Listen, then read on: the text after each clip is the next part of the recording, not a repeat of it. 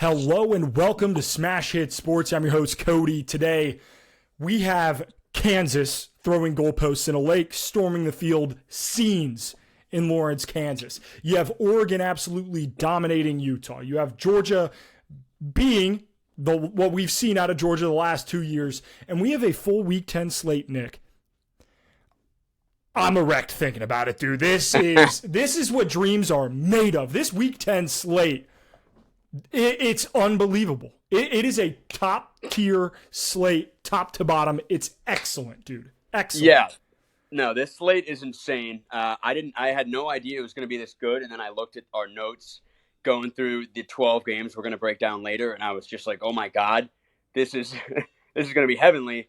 No spoilers per se, but we differ in a lot of things. We set a record for the amount of games that we differ on, because there are 12 games that are so you could go either way on. We're also recording this on the day of, well, first of all, happy Halloween, everyone. But we're recording this on the day and the hour that the first installment of the college football playoff rankings are coming out.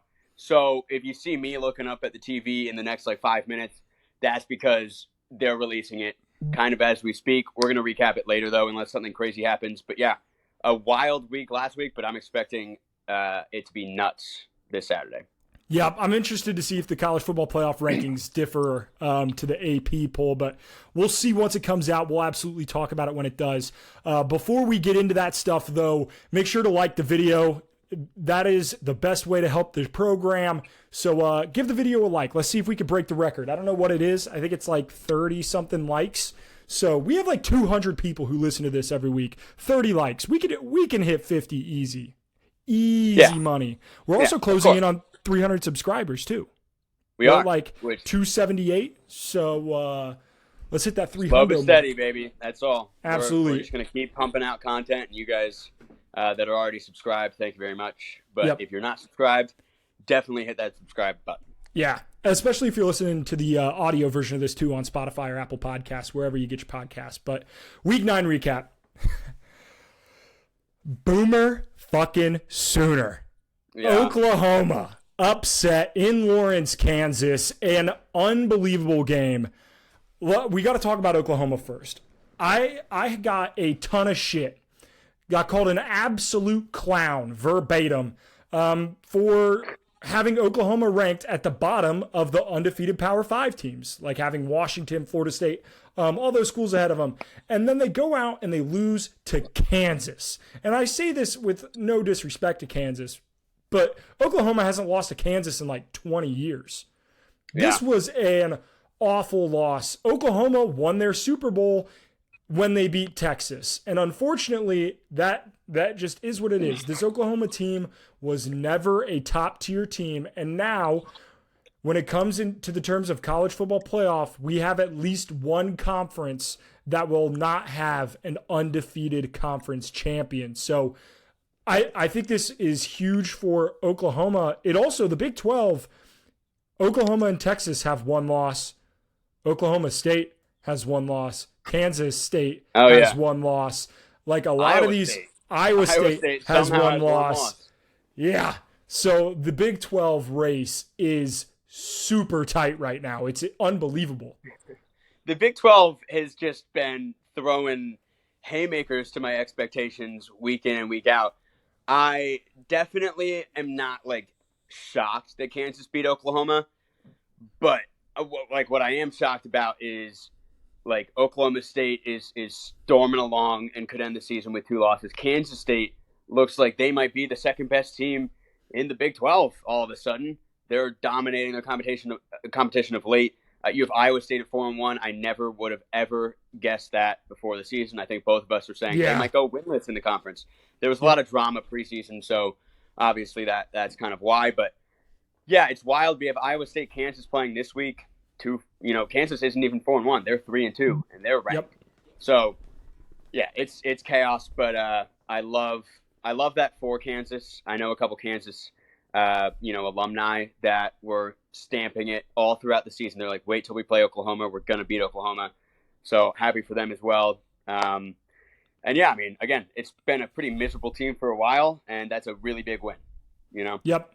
Yeah, and that's credit. Shout out to Lance Leipold and what he's done with this program. This is a team that didn't win a game a couple seasons ago. Like, they were as bad as a college football program could be. They fired Les Miles, who was nothing short of an absolute disappointment for the Jayhawks, and they've been outstanding. Like, this should give hope to every program in the country. All it takes is finding the right guy to lead your program and to get the right players in who are bought into the program. And they have absolutely done that. Kansas just beat Oklahoma with their backup quarterback in Jason Bean. This was an outstanding game. This is, I know we kind of like storm the field. Should you not storm the field? Storm the goddamn field in this one. This is a no-brainer. This is what Take dreams the are goalpost, made throw of. them in the river. I love it. And I feel like we're seeing that. We're gonna be seeing a lot of like tragic teams maybe have like a really quick turnaround more in sports. I mean, we saw in the World Series, you have 100+ lost teams just 2 years ago. Now they're in the World Series. You'd never expect that to happen in the years past. I do think it's good for sports. It's good for fans because now they can have hope even if their team sucks. So. Absolutely. And we'll see how the Big 12 plays out because there are some massive conference games for the Big 12 this week. We'll talk about that later. Let's move on to the Pac-12, though. Oregon beat the piss out of Utah. They beat the brakes off of Utah. Utah had not lost a home game since 2020. They hadn't lost a home game with fans in the stands since 2018. This was a hell of a win for Oregon, a hell of a win for Dan Lanning, and I'm not going to sit here and say that, you know, Washington is a surefire Pac-12 champion because this Oregon team looks damn good. Well, we knew that right after the Oregon-Washington game is that was a game that obviously someone had to take the loss, but I wasn't going to judge either team based on their record after that game, undefeated or not. They're both equally amazing. And so, yeah, if they play again in the Pac-12 championship game, I'm expecting fireworks, and it's going to be awesome. I actually think I'd probably lean Oregon in that championship game. I kind of like them a little better. Washington has scared me recently. They kind of struggled with, like, Arizona State and Stanford, two teams they shouldn't really have struggled with. And then Oregon, I mean, we kind of called it. At least we said that we didn't think Utah was going to be able to do anything offensively, and that was true. I'm pretty sure the under hit. I think that was on my best bets last week. It was, and it did hit. Great call. Yeah, so, like, I'm not very surprised by that outcome because Oregon, like, Utah hadn't played the Oregon or Washington powerhouse yet, and I think they were kind of just coasting in the Pac-12. Yeah, and this Pac-12 race is not anywhere close to over, right? No. Over the next 4 weeks, Oregon plays USC and Oregon State in the Civil War. Going to be a phenomenal game to end their season. Washington has maybe one of the toughest 4-game stretches of any team in the country right now. They end their season at USC, against Utah at home, at Oregon State, against Washington State in the Apple Cup as their last 4 games.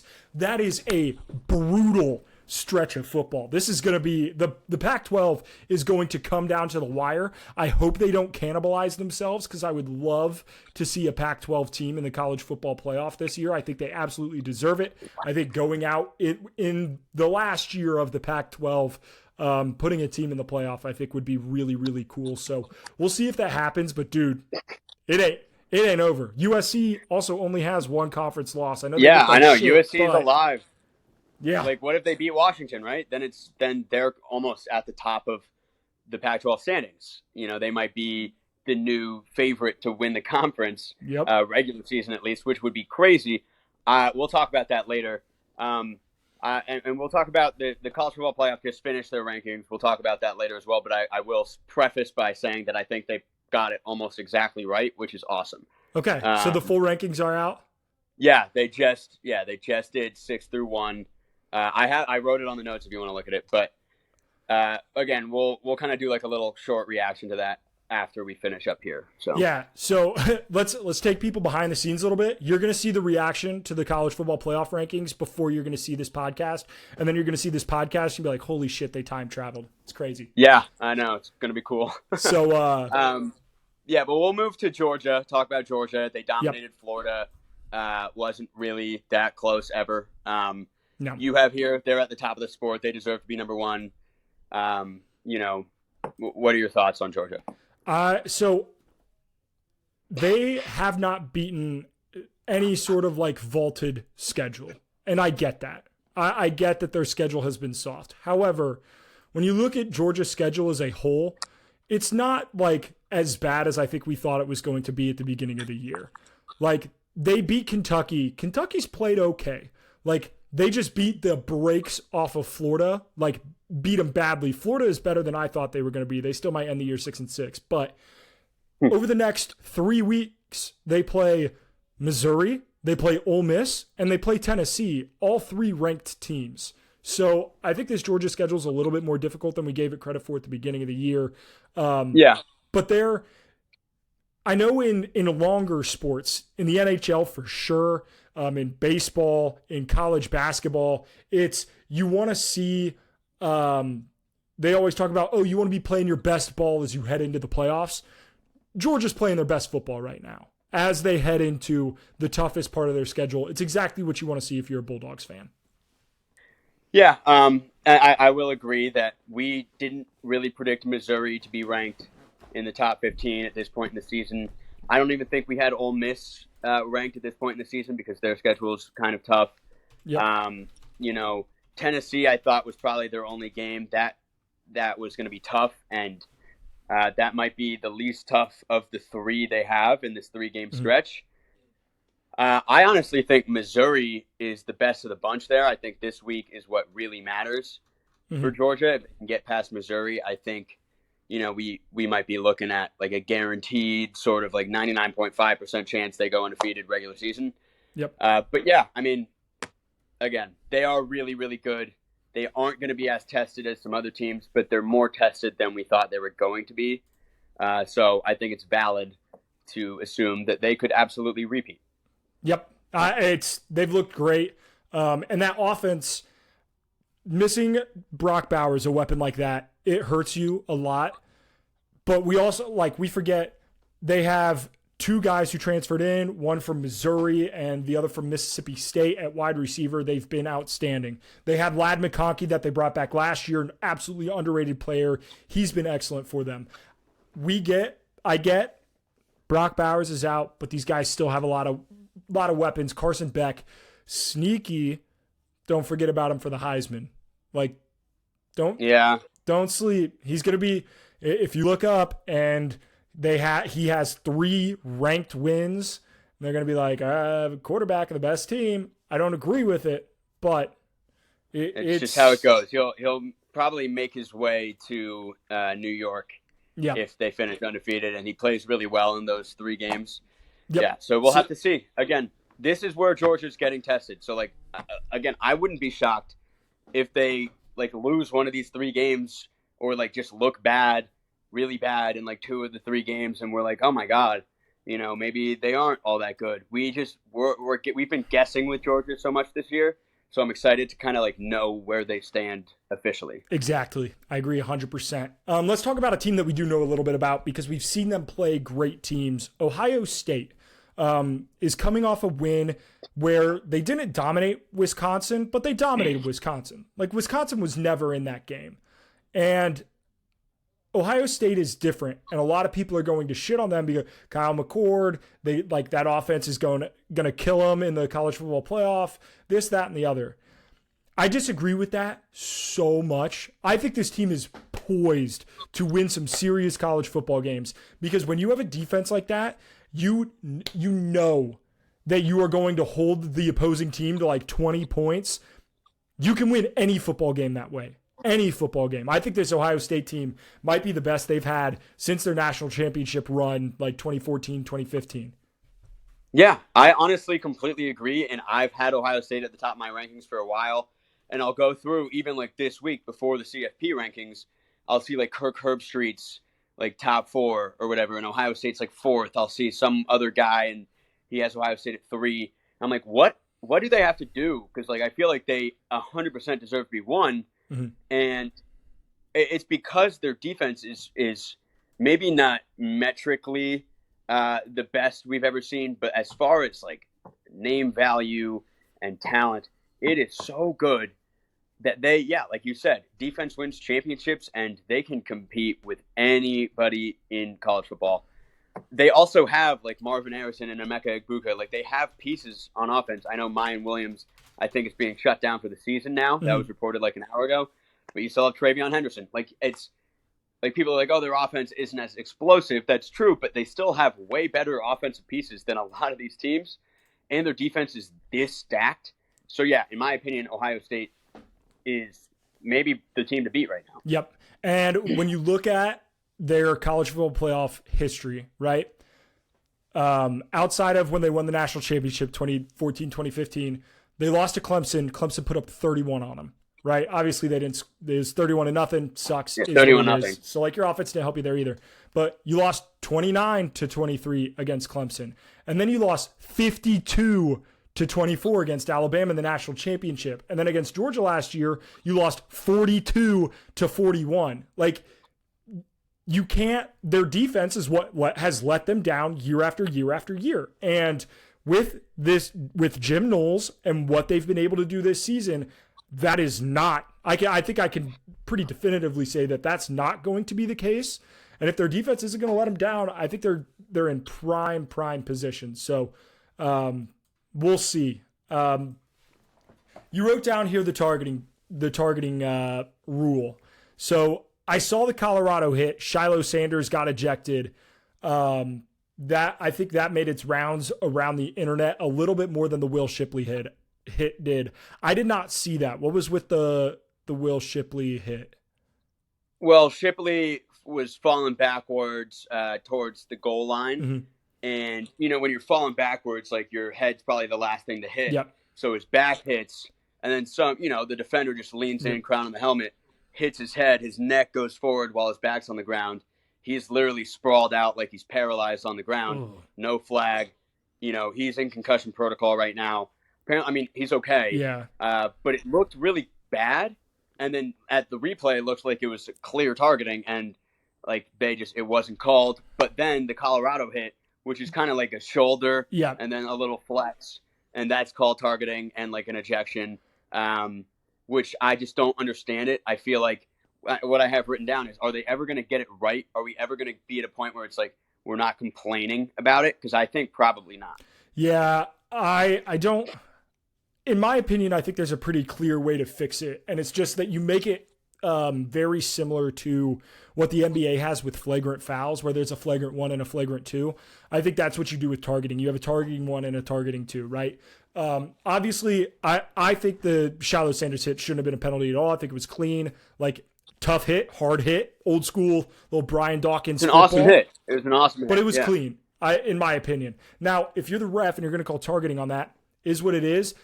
15-yard penalty, but let the kid play, right? Like that wasn't malicious. It wasn't a vicious hit. Like, sucks is what it is, but let the kid still be able to play. I think I'm much more okay with targeting calls from the penalty standpoint. 15 yards sucks is what it is, automatic first down, whatever. But the kid getting ejected from the game, I think really sucks, especially in a season where you got 12 games. Like it's not like these guys have forever to play this sport. A lot of these guys aren't going to play it at the next level. Let the kids continue to play football if it's not malicious. So hopefully that's what it is. It's always tough to make these calls on the field. What I don't want to see, and I know some people are calling for it, don't make this a reviewable penalty. College football games already have too many fucking stoppages. I don't need to see a fucking review on something that is subjective. Like it is a subjective call a lot of the times. I don't need you to review a subjective call.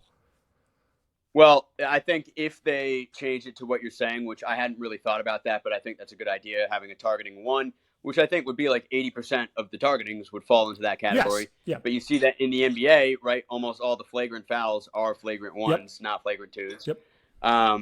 If they do that, then yeah, you don't need to replay it. You can have a bad call, but again, it's just kind of like a pass interference that wasn't a pass interference.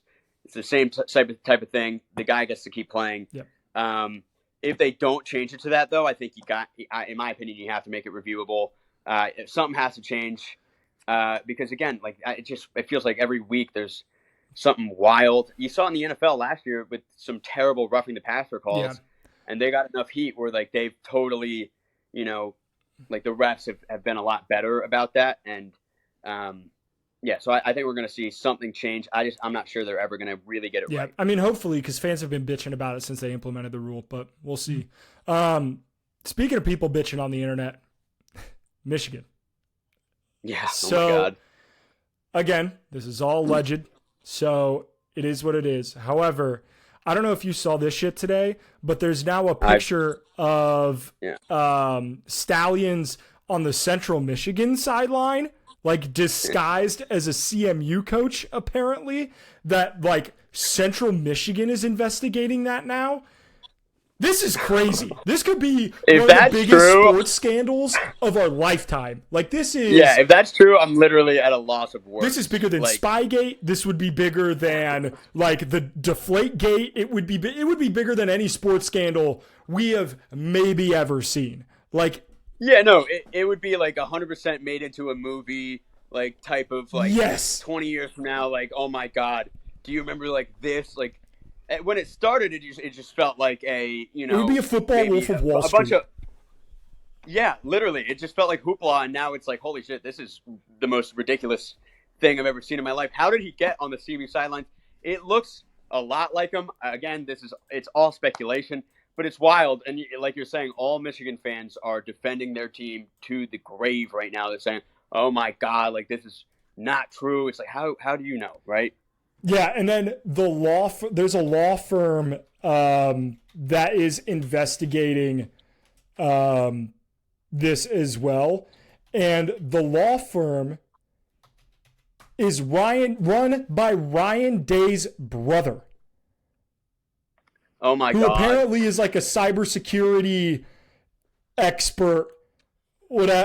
This is the it's 4th and 1 Investigations and Protective Agency, which is owned by Ryan Day's brother, or run by his brother. I didn't know that. That's the PI firm that's investigating this. This is the most insane.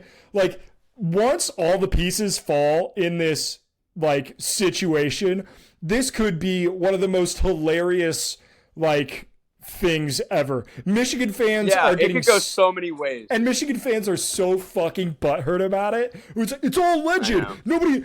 This is it's a witch hunt. Like, well... Like, yeah, but it's fucking funny. It is. And what if it's true? It could be true. And at the end of the day, it's all over sign stealing, which we could just completely eliminate by putting microphones in the helmets. Which is hysterical because college football is the only sport where you have the fucking backup quarterback on the sideline going like this to fucking call in plays. You got the boards with fucking piece of toast in the top right, and then Mickey Mouse. What does that mean? It is a hundreds of millions, if not billion-dollar industry in college football. And we have motherfuckers using pictures of like Barstool employees and the Avengers to call in plays, and like fucking 3 little Teletubbies in different colored outfits and pennies like doing hand signals. Yeah, and you have a guy on Michigan who's literally decoding it like it's the fucking Da Vinci Code. Like literally dedicating his life to like trying to figure out what the we didn't even mention the manifesto. He's got a 500-page Google Doc that is it's unbelievable, and I'm very happy it's happening just because it's just so juicy and awesome for content. But I really want I want to like find out now. Like I want to know if it's real. I feel like we're gonna have to wait a little bit. Yeah, we absolutely are. I fucking love this stupid sport. It's awesome. It's the best. So good. So good. All right. Do you wanna talk about the podcast rivalry now, or do you want to wait until we preview the game to talk about the podcast rivalry? Well, we'll just say it to the fans. You guys probably know at this point, but it is podcast rivalry week. Yep. Notre Dame versus Clemson. Yep. This is literally like I hate you, Cody type of energy. I hope you fail. I hope you go 0 for 12. Clemson's going to destroy Notre Dame. I don't believe that at all, but I have to say it. But again, this is it's a Clemson team that was Cody's preseason national champion, who at this point kind of needs to maybe beat Notre Dame to make a bowl game. So there's a little bit of I might have to attack my own team to get a shot in at you. But we'll see because it's rivalry week. Yeah, I don't think I've ever been more wrong about I mean, I have been, but I don't think I've been more wrong about a team this year than Clemson. Like, I predict when I went through Notre Dame's schedule, I had Notre Dame going 10-2. I had them winning one of USC and Ohio State and losing to Clemson. Yeah. Like, it was a chalked up loss. Yeah. I had Clemson beat Notre Dame as well. I was like, this Clemson team with Garrett Riley, it's just going to be amazing. And again, I mean, this is like Clemson leads the FBS in fumbles, lost, and is like the third most unlucky team in the country, blah, blah, blah. But they also suck, and we did not see that coming. Yeah, so. The amount of insult stats against Clemson are like, yeah, they have like their top 10 in trips to the red zone and like 110th in points scored in the red zone. We're second. We're second in FBS in red zone trips and 120th in points per red zone trip. That's disgusting, dude. I posted that on my Instagram. It literally is the most pathetic stat of all time. Like, how can you be the second best team as far as getting to where you want to be on offense, and pretty much almost the worst team in actually scoring? That's absolutely painful. That's so painful. Yeah, it is. It is. So, again, I do think, like, some people probably are going to say, oh, my God, Notre Dame's going to smoke Clemson out of the water. I don't think it's going to be that. We'll talk about it later. Let's do our props too section because we got to give some props to some teams this week. Absolutely. You want me to go first, or do you want to go first on this business? You got it. All right. Let's talk about the undefeated, the group of 5. Air Force, James Madison, Liberty, all rolling on. They're all rolling on. Yeah. And you love to see some group of 5 excellence. Yeah. And I feel like JMU's probably their toughest game left against Georgia State. We'll talk about that later, but we could see 9-0 for these guys. So yeah, props to them for sure. Props to Arizona for officially proving that they're actually somehow really good. They had been on a good run, but to beat Oregon State kind of cements them as a good team, and I would like to give them props for that. Yeah, what Jed Fish has done, like, obviously people have talked about Lance Leipold in Kansas. What Jed Fish has done at an Arizona team that was also dreadful a couple of years ago before he took over, he's been outstanding. So, absolutely outstanding. A team that there wasn't a ton of offseason news this year, especially heading into the season, and it was dominated by Northwestern, firing Pat Fitzgerald. I think I had him at 1 win against Howard, so I think I had him 1-11. Northwestern has looked very competent. I think it's Nick Braun is the interim head coach. I think he deserves a shot at that full-time job. Like that, he is. Yeah, no. He is with holding that program together. You had a couple guys transfer out last minute. He's done a hell of a job. So props to Northwestern. Props to Northwestern. They're better this year than they've been in many years past. They're 4-4. They could sneak into a bowl game, considering that the Big Ten bottom tier is kind of dominated by a lot of the Big Ten West teams. Yep. So yeah, definitely props to Northwestern. Props to Notre Dame for embarrassing the Pitt team that beat the Louisville team that embarrassed Notre Dame. God damn it. Now it's like you never lost, Cody. Now it's like you winning never that game, 55-7. I was just like, God damn it. This team. Yeah. This team beat Louisville. That's just college football. I hate it. It's college football. Transitive property, baby. It always sneaks up on you. Yep. Now you're a 1-loss team. So we already talked about this one, but props to Kansas. Biggest win in program history. Just rock chalk. God damn. Yeah. Rock chalk. Props to SMU for putting up 52 points in the first half. I don't know how they did it. I looked at that score and I was just like, did this game start at like 11 or something? Like, is there something I missed? Like, how is it already over? Oh, wait, it's not. It's like not even halftime, too. It was like 52-3 with like a couple minutes left in the half. That's got to be the saddest field goal. Like, to kick a field goal to be like, oh, now we're down.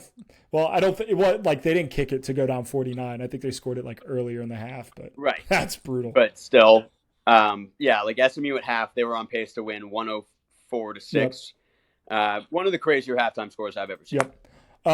Shout out to Texas. Their defense looked outstanding. And I talked about it. I went live on TikTok last night, and I kind of talked about it a little bit. But Malik Murphy did exactly what he was asked, which was don't turn the ball over, get the ball to your playmakers, like make smart decisions. He did that. He looked good.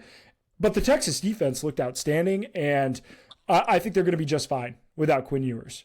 Yeah, I agree. Yeah, props to Texas, props to Malik Murphy. And then props to Nebraska. We gave them props last week. Then they won again. Yep. Now they're one win away from bowl eligibility under new head coach Matt Rule. Good for you, Nebraska.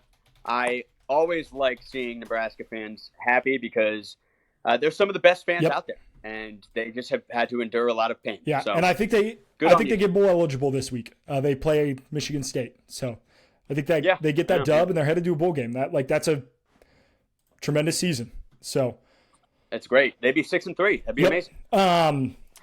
So last week's predictions, I went 7-5. Nick went 8-4.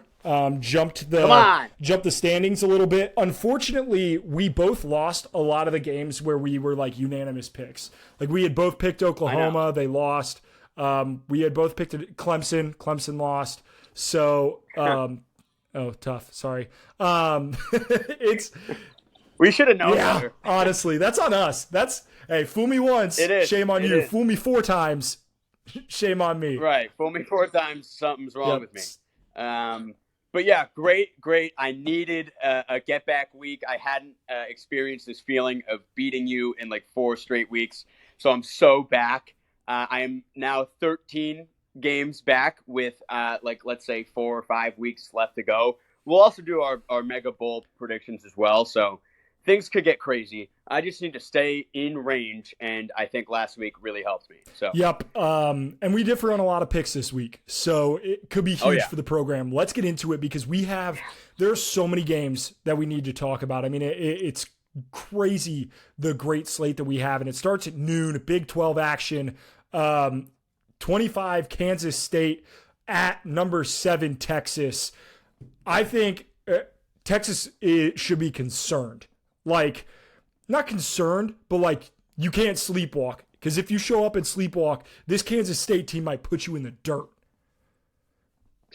Yeah, no, Kansas State's like really good. They're also playing really, really hot football right now. Yep. 49-0, I think, against went Houston. Back and forth. I think it was 49-0 against Houston. I think it was 41-0. Okay. Zip. But regardless, shutout against like a Houston team that put up like 40 against West Virginia. Like obviously Houston's not very good, but still to hold them to 0 is really impressive. I went back and forth when I first looked at this game. I was like, oh my God, I really want to pick Kansas State because I like love the idea of chaos. But I think the fact that it's in Texas and Texas has kind of seen that door reopen for, holding that regular season championship, like having, a 1-loss Big 12 season. They're going to be motivated at home. I think they edge Kansas State out. I do think it's a really good game. Yeah, I agree. What Kansas State has been able to do offensively with Avery Johnson and Will Howard running a little bit of a dual quarterback system. And normally I hate that because if you have 2 quarterbacks, you have no quarterback. But they've been like really successful with it, and it's looked good. I think they run unique enough packages with both that it is sustainable. I'm going to take Kansas State plus 4.5. I think this is a tight game. However, for the sake of the picks, I picked Texas. So, yeah, I honestly kind of agree. Hook 'em. Yeah. We're not talking. Kansas State also has a really good running back in DJ Giddens, who I think he could be the difference maker if he's able to outmaneuver that loaded Texas front. Yep. So, a game that matters for the SEC West, not really a ton to talk about though. Texas A&M at Ole Miss. I picked Ole Miss You picked Texas A&M, so we do differ on this one. Is this the week that Jimbo gets fired? Who knows? Could be. Could be. But I feel like it's the week that he saves his job for another year. It might be one of those games where Texas A&M fans are like almost a little upset that they win. Yeah. But I also think Ole Miss is due for a loss. Like, they're a really good team, but they're nothing compared to some of these other top 10 teams, in my opinion. And Ole Miss is, hovering that top 10 line right now. So I just think they're due for a loss. And it's also one of those where, like, Lane Kiffin, like last year, they lost 5 of their last 6 games. Like, if he falls apart a little bit, look ahead week maybe, looking ahead to Georgia. Like, so I don't hate the pick. I certainly do not hate the pick. Next game, it's the game. It's the podcast bowl. Notre Dame, 12th ranked Notre Dame, going into Clemson. This game's going to be closer than I would like to admit because Clemson's defense is going to keep it close. Notre Dame's offense has looked anemic at times.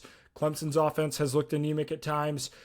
The reason that I do like Notre Dame in this one is what Notre Dame's defense has done at the highest level, better than just about anybody in college football this year, is forced turnovers. And holy shit, is Clemson prone to some terrible turnovers. If Will Shipley ends up not playing, that is far and above their most dynamic player on offense. So give me Notre Dame. This is a 3-point line. Really shocked about that. Notre Dame wins, covers. Give me the Irish in this one. Yeah, I mean, I think Clemson's offense, I think you might have been sugarcoating it a little bit. I think they've been anemic every single play of the entire season. But I will say, from like a gambling perspective, like Notre Dame's playing really well and Clemson sucks. And people are happy that Clemson sucks. So I think people are looking at this game, looking at the line and saying, I can get Notre Dame at -3 in a game that I am willing to like guarantee Notre Dame wins, which I think is fair. Yep. But I think that Clemson is the play in that fading the public strategy. Even when all Clemson fans are saying there's no way we beat Notre Dame, and all external, unbiased people are saying there's no way Clemson beats Notre Dame, that feels like the exact moment that Clemson would beat Notre Dame, especially at home. I can't just Clemson being 4-5 is so outrageous to even try to comprehend in my mind. I'm picking Clemson also just because it is the podcast bowl.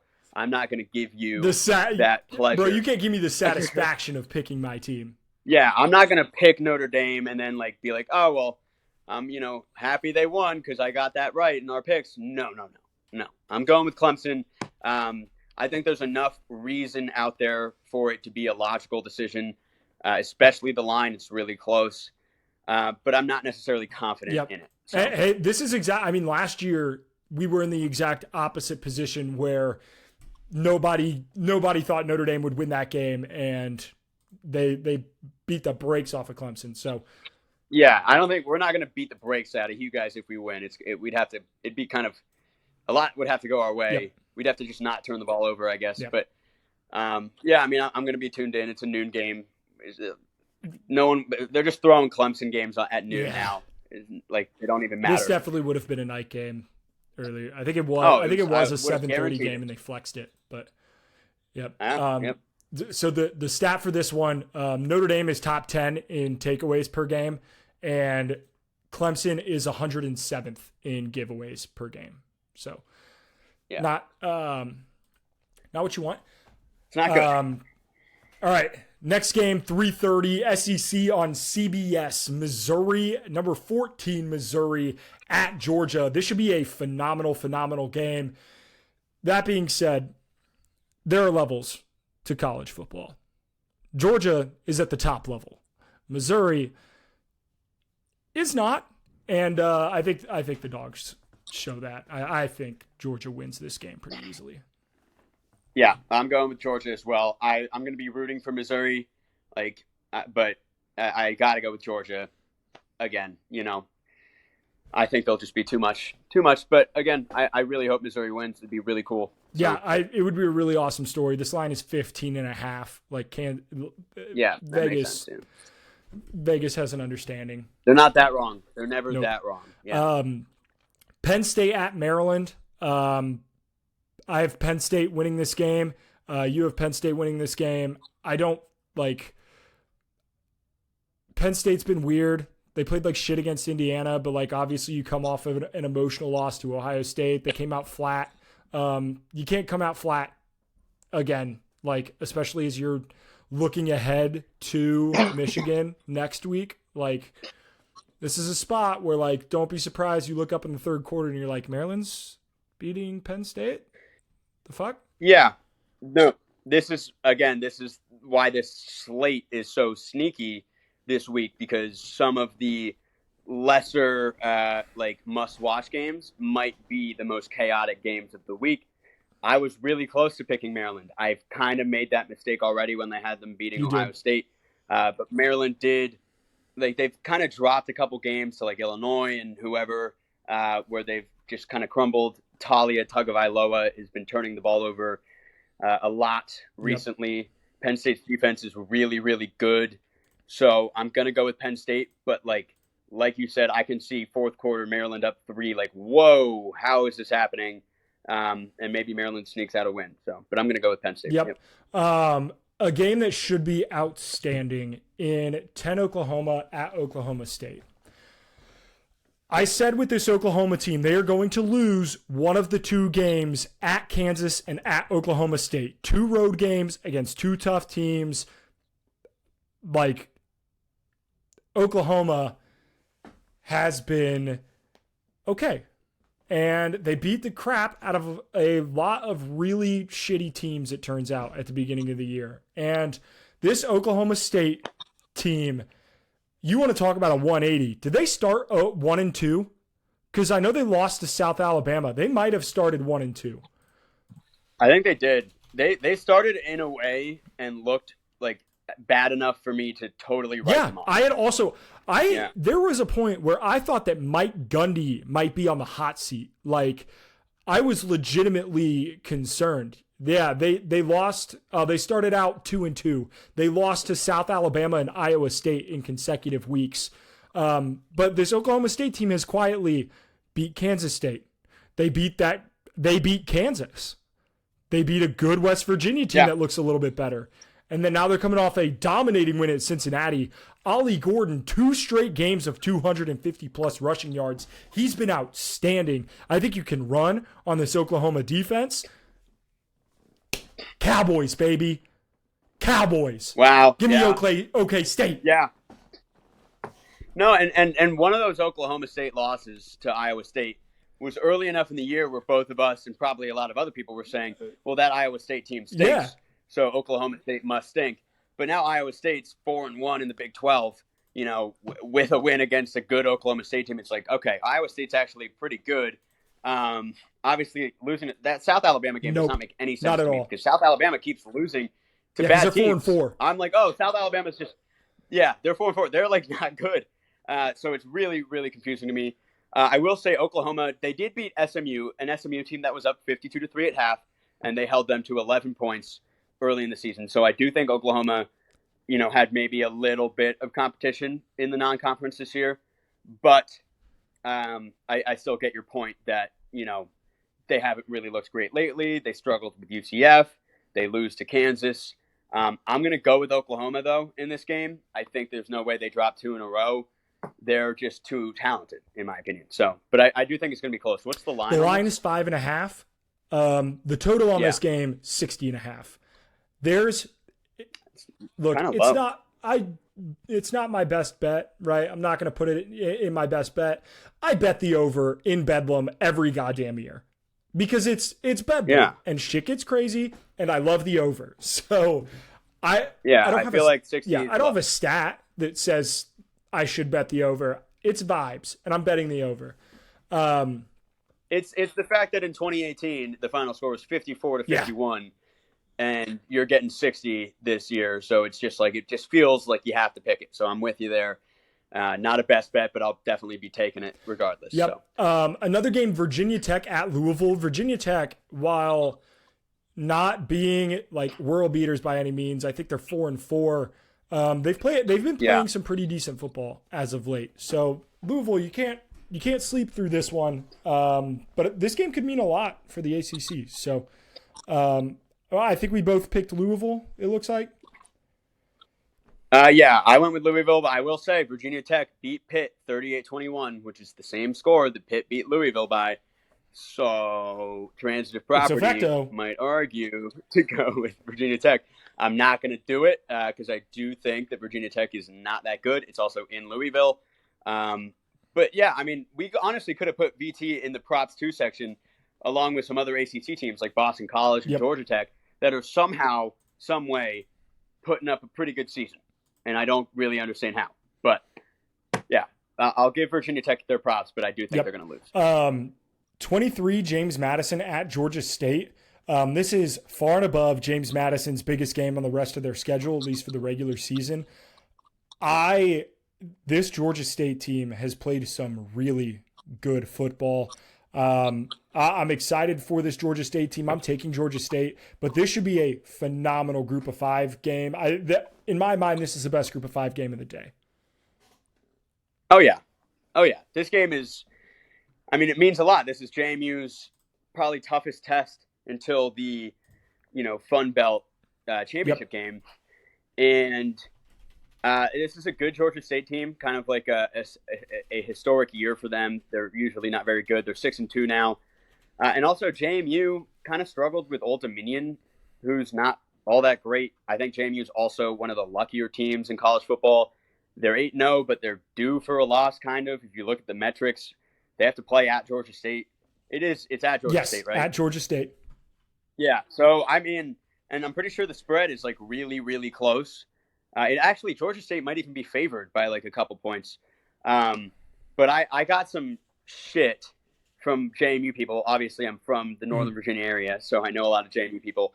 They look at the graphics. We've had JMU on here twice before. I've had them losing both times. Once to UVA, which they should have lost, and the other to Marshall. I actually think that you got both of those right. So we're flipping it now. I'm going to go with JMU because I do want to show that I respect JMU. I think they're amazing. I want them to go undefeated. And I also think they are the better team than Georgia State.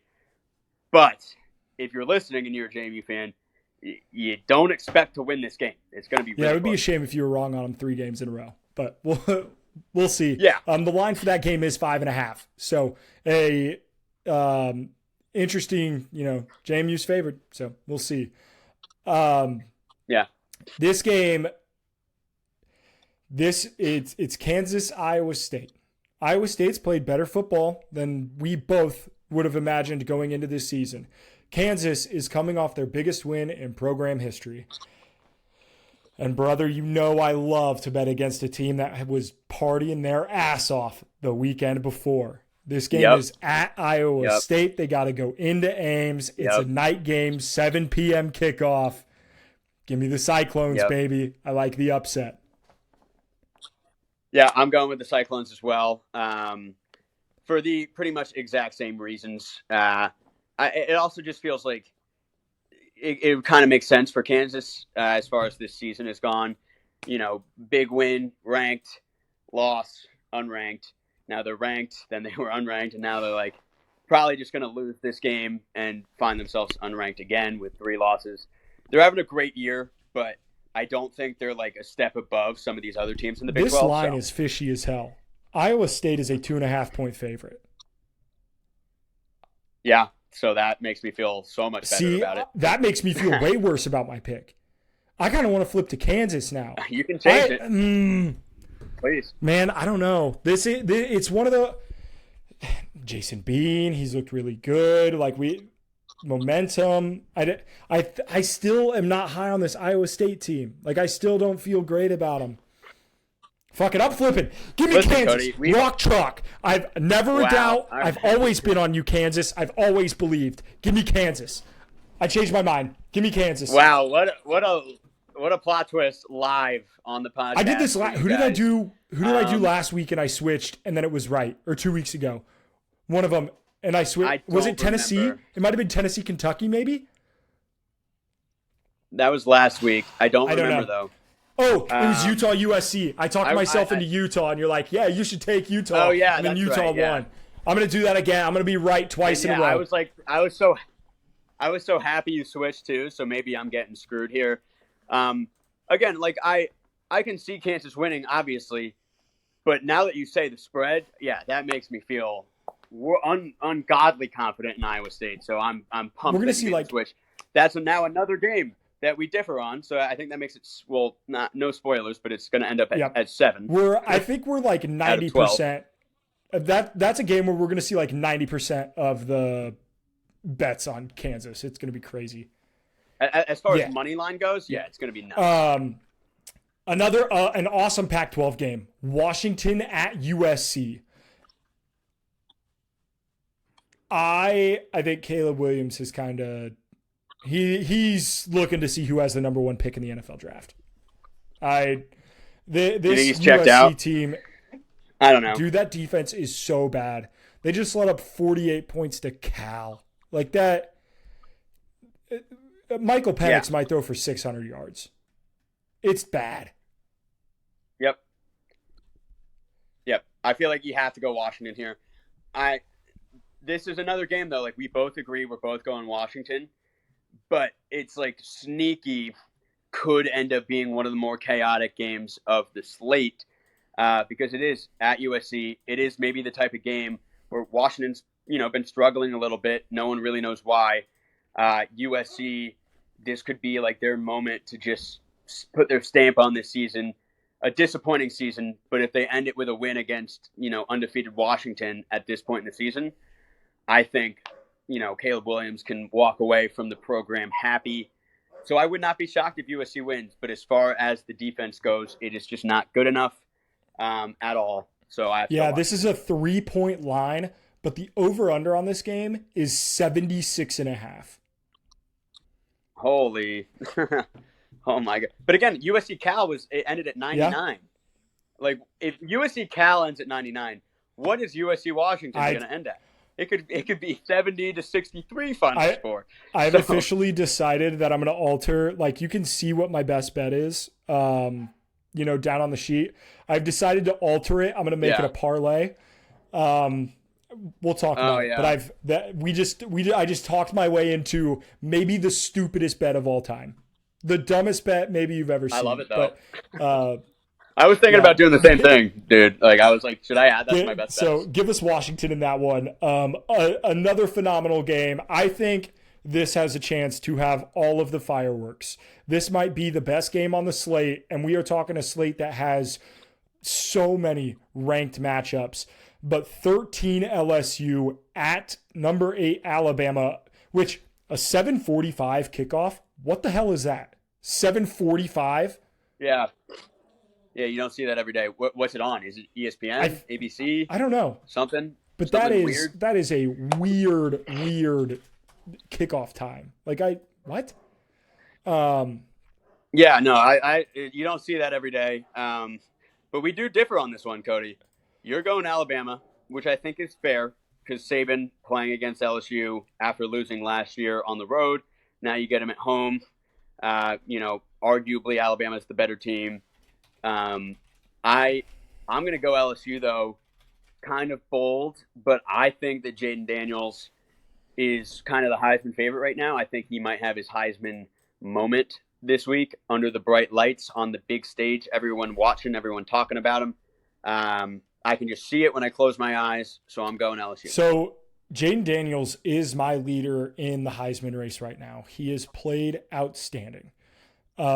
I don't think there is a 2-loss team that can still make the college football playoff. But if any team could, it is LSU, just because they have a chance to beat Alabama and then beat Georgia, in what would be the conference championship, right? If they can do that, they still have a shot. Brian Kelly is good for one game every year where he just royally shits his pants. He already did that. That was Ole Miss, so he got it out of the way. That being said, he's beat Nick Saban once already. For him to beat him twice in back-to-back years makes him a hell of a lot better coach than I think he is. I'm taking Alabama in this one, but I don't feel super, super confident in it. I think it depends on what Alabama team we get. Do we get the Alabama team that we saw in the second half of Tennessee that absolutely whooped their ass? Or, because that Alabama, the second half of Tennessee Alabama, they can beat any team in the country. Any team in the country. Yeah. Or do we get the Alabama team that won a 3-point game against Arkansas, who is terrible this year? That's right. Which, to be fair, LSU had the same problem with Arkansas. It's tough because LSU's defense has been reeling, and I think it's going to be like fireworks type game. But again, like this is the type of game for me. It's just a gut call game. It's also probably got a little bit of intrinsic bias where it's like, I like to see Alabama lose, and I like to see Brian Kelly lose. Especially, so. Exactly. So it's kind of one of those games for us. But I'm not foolish enough to take some other teams to beat Alabama, but LSU, I just feel like they're under the radar now that they're a 2-loss team. They've also been kind of unlucky, right? Like they probably should have beat Ole Miss. They'd be 1 loss to Florida State, probably ranked like 6th in the country at this point, maybe even higher than Alabama's ranked. So I do think this game is a lot closer than maybe some people think. And I'm going LSU. And I'm going to go Alabama. This is a game. It's a 3-point spread. Total is 60.5. If you're betting on this game, if you like Alabama, bet the under and Alabama. Parlay them together. If you like LSU, bet LSU and take the over. Because if LSU wins, it's because they're putting up a shit ton of points. And if Alabama wins, it's because their defense is a hell of a lot better than LSU's. So, but I'm taking Alabama. And then I love a great Pac-12 after dark game. It's the perfect nightcap. It's a little like a old fashioned in a glass, little muddled cherry. You know what I'm saying? Just a perfect end to a great college football day. And that is 20 UCLA at Arizona, which has been just a nightmare for Pac-12 teams to play over the last couple of weeks. Nick, who do you have in this one? Because this is going to be an awesome game.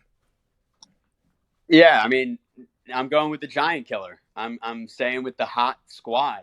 Arizona, we've said it now like 3 weeks in a row. Really close game against Washington and USC and Mississippi State, right? So 3 losses that were all really, really close, most of them on the road. And then they beat Oregon State, which we talked about earlier, kind of solidifies it to me that they can compete with anyone. Like, this hasn't been fluky. They're actually really good. And then UCLA, struggled a little bit with Colorado. Like, nothing UCLA's done this year has made me say, like, okay, they're really good. Like, I don't have them ranked, I don't think, in my top 25. I actually might have Arizona ranked ahead of UCLA in my top 25 at this point. So I'm going Arizona. I feel pretty good about it. They're at home. And I love this. I love the underdog story. Like, I would love to see Arizona just wipe the table. Yeah, it does feel like a long time since UCLA had that win over Washington State. Like, that was the Washington State's first loss. Like, they felt great. And UCLA. And Washington State's not even good anymore, Like, we were kind of fooled by them. I don't love this pick. It'll be a really, really good game. I think this is Dante Moore. How do we feel? Chip Kelly, like Arizona at home, it'll be a tough one. I'm excited for this game. Looking at the line, UCLA is a 2.5-point favorite. This is going to be a tight game. I'm really excited to watch this one. I just picked this game arbitrarily. Like, you could talk me into either one, either way.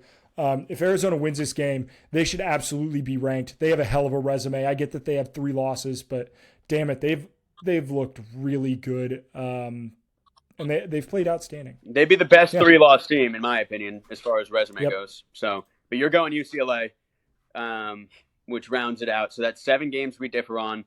It's the UCLA Arizona game we differ on. LSU Alabama, Kansas Iowa State we differ on. JMU Georgia State, that's 4. Oklahoma State is 5. Clemson Notre Dame, because we had to, because it's podcast rivalry week. And Texas A&M Ole Miss, which is probably my boldest of the week. So that's a lot. It's going to be chaos. We'll have to see what happens, but what an awesome slate to start November. Can't wait. Before we get into best bets, make sure to like the video. Our best bets have done decent. You went 1-1 last week. I was on a heater, and then the Super Megalodon died. The Megalodon Goat Supernova play of the century. It died. Unfortunately, it is what it is. You can't win them all. But my play this week, it is the holy fuck, how do these teams play the same sport play of the week? And that is, it's a parlay, right? We have another opportunity. The total for Iowa Northwestern opened at 29.5. It's now 31, but if it drops to 30.5, we have a chance at was it back-to-back weeks? No, because Iowa was on a bye last week. Yes. Yeah. So 2 weeks ago, we had Iowa, Minnesota that finished with a total at 30, maybe 30 and a half. Yeah, 30.5. That game did go under. This Iowa Northwestern line opened at 29.5. It's now at 31, but if enough people bet on it, we can buy it back down. I want to see just an unbelievably low total. Then on the flip side of that, you have the USC Washington total at 76.5. I'm going to parlay these together because I am a piece of shit and I want to see just the two biggest extremes in the sport. So parlay them together. It's plus 260. It's disgusting. It's filthy. I love it. I literally love that so much. I'm totally riding it. That's so awesome. Yeah, you take the under in a game that's total is like 29 and the over in a game that's near an 80. And odds are both of them are going to hit. Like, I feel really good about both. So I feel like that is, I'm going to make a graphic about it. I'll do like Nick and Cody's Megalodon Intergalactic Atomic Bomb. And just all the fucking dumb shit that you see on gambling Twitter. It's beautiful. Yeah. And I'll make like a graphic. I think that'll be great. We'll share it. But so my favorite bets, I'm not going to parlay these, but I really do like Georgia Tech money line. You can get them at plus money. It's like plus 125. I actually don't know what it is right now. I looked at this yesterday, but they're playing UVA, who has been playing pretty well lately. They beat UNC. They kept it really close against Miami. But I still think that UVA is like not really good. Not that I think Georgia Tech's all that good either. But I like Georgia Tech over UVA, especially if you can get their money line at plus. To me, that feels awesome. And then this is kind of like a YOLO bet, but I'm going to take Purdue plus 32.5 against Michigan. I feel like there's too much going on in Michigan for Michigan to just do what they've been doing and go dominate. I could see Michigan winning by 31, right? Obviously, but that's such a ridiculously high number, and I'm kind of YOLOing that. Do we have confirmation that Michigan had scouts at a Purdue game earlier this year? Do we know? Yeah, because that might change my mind. That might. If Connor Stallions was in a Purdue hat and on the sideline at the Purdue-Illinois game last week, then I'm probably going to change that to Michigan alt spread minus 65.5. But yeah, so those are my best bets. We'll see. I went 1-1 last week. I don't remember the game I lost. It was the over in Oregon State, maybe, or the under. It was an over and you had a Pac-12 over and a Pac-12 under. You went 1-1. I can't remember which was which. Whatever. I do love the Georgia Tech play, though. That line has actually moved to plus 102. So I would make sure, if you're listening to this, jump on it before Saturday, because I think right now Virginia's the favorite. I don't think that's going to stay the case by the time Saturday rolls around. So if you're listening to this early, jump on it now. Yep. All right. So that's the end of the show. If you guys want to see our college football playoff live reaction, that is going to be on the YouTube channel. Go check it out. Smash Hit Sports. If you listen to this, on the podcast version or whatever, go check that out on the YouTube. It'll be a short video, like 10 minutes maybe. But yeah, we are college football. It is so me. Every game feels like life or death. We're 10 weeks into the season. I love this damn sport. It's been absolutely crazy, man. Love it so much. Cannot wait to absolutely. Talk next week. We'll see you in the next one.